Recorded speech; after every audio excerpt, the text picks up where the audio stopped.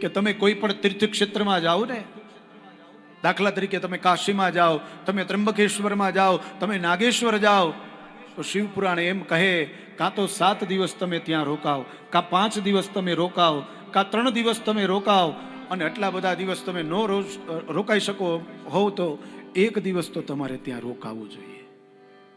કોઈ પણ તીર્થક્ષેત્રની અંદર 1 દિવસ રોકાવું જોઈએ. પણ આપણે તો ફટોફટ બધી યાત્રા કરવી હોય, અહીંયા દર્શન કર્યા નથી ને આમ ભાગ્યા નથી, દર્શન કર્યા નથી ને ભાગ્યા નથી.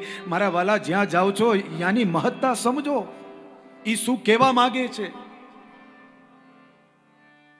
તો 1 દિવસ તો 1 દિવસ, પણ ત્યાં રાત્રિએ રહેવું જોઈએ, આવું કહે છે આપણું શાસ્ત્ર.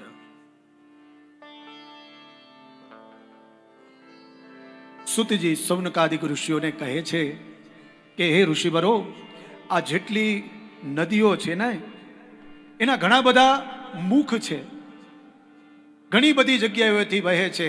જેમ કે ગંગા છે તો એ ઘણી બધી જગ્યાએથી વહે છે. શિવપુરાણ કહે છે યેન કેનાપ્યુપાયેન પુણ્યક્ષેત્રે વસે નર સિંધો શતનદી તીરે સંતિ ક્ષેત્રાન્યનેકશ.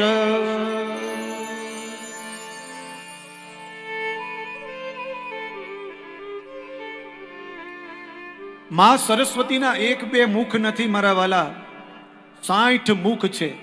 માં સરસ્વતી છે ને એ 60 જગ્યાએથી વહે છે, અલગ અલગ અલગ અલગ વિસ્તારોમાંથી. એની 60 ધારાઓ છે.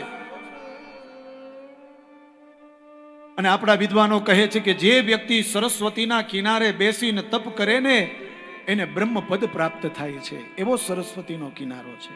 એટલે તમે જુઓ, વ્યાસજીએ જે કોઈ પણ રચના કરી છે ને એ વ્યાસજીએ સરસ્વતીના કિનારે જઈને કરી છે.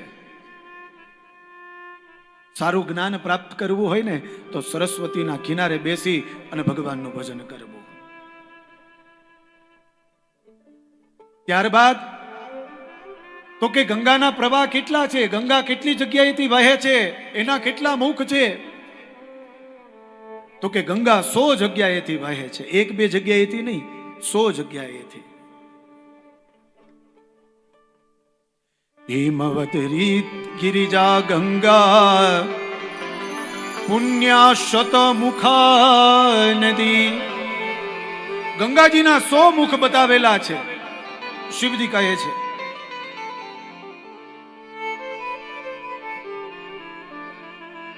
હરિદ્વારમાં પણ આપણે જોયું છે અને એ જ કાશીમાં પણ જોઈ છે.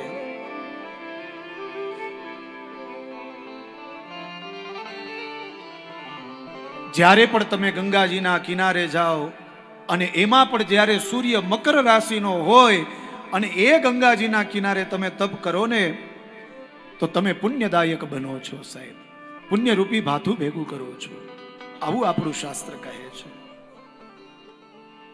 સોણભદ્ર નામની નદી, એના 10 કિનારા છે, એની 10 ધારા છે.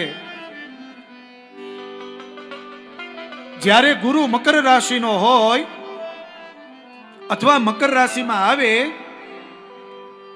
અને ત્યારે તમે એ સોણભદ્ર નદીના કિનારે તપ કરવા બેસી જાવ ને, એનું ભજન કરવા માટે બેસી જાવ ને તો તમને મનવાંછિત ફળ ત્યાંથી પ્રાપ્ત થાય છે. પુણ્ય સલીલા મહાનદી નર્મદા, નર્મદાના 24 મુખ બતાવેલા છે. જેને વૈષ્ણવ પદ પ્રાપ્ત કરવું હોય એને નર્મદાનો કિનારો પકડી લેવો, એ નર્મદાજી કૃપા કરે છે. તમસાના 12 મુખ છે, રેવાના 10 મુખ બતાવેલા છે, ગોદાવરીના 21 મુખ બતાવ્યા છે. એ ગોદાવરીના કિનારે જઈ અને તમે તપ કરો ને તો તમે ગૌ હત્યા અને બ્રહ્મ હત્યામાંથી તમે નિવૃત્ત બનો છો, એવો ગોદાવરીનો કિનારો છે. કૃષ્ણવેલી નામી જે નદી છે એ પાપને નષ્ટ કરનાર છે અને એના 18 મુખ બતાવેલા છે. 18 જગ્યાએથી એ વહે છે. સાથે સાથે એ વિષ્ણુ લોક પણ પ્રદાન કરે છે. ત્યારબાદ તુંગભદ્રા એના 10 મુખ છે અને બ્રહ્મલોક પ્રદાન કરે છે. પુણ્ય સલીલા નામની નદીના 9 મુખ છે.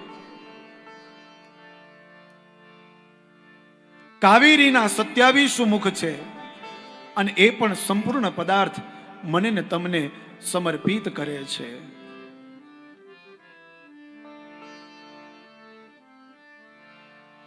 જે વ્યક્તિ